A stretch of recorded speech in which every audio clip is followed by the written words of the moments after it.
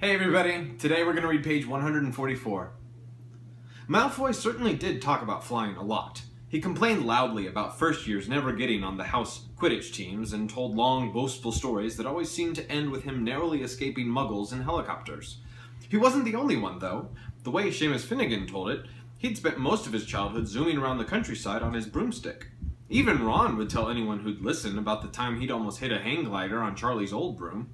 Everyone from wizarding families talked about Quidditch constantly.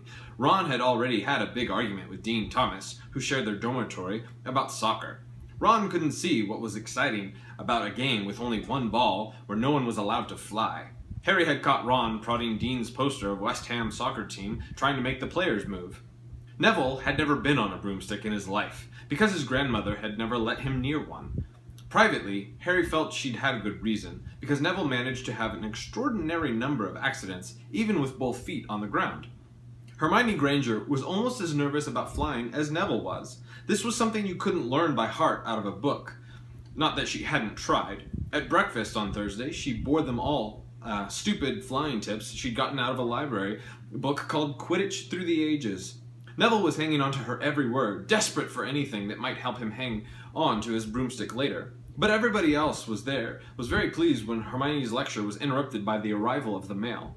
Harry hadn't had a single letter since Hagrid's note, something that Malfoy had been quick to notice, of course.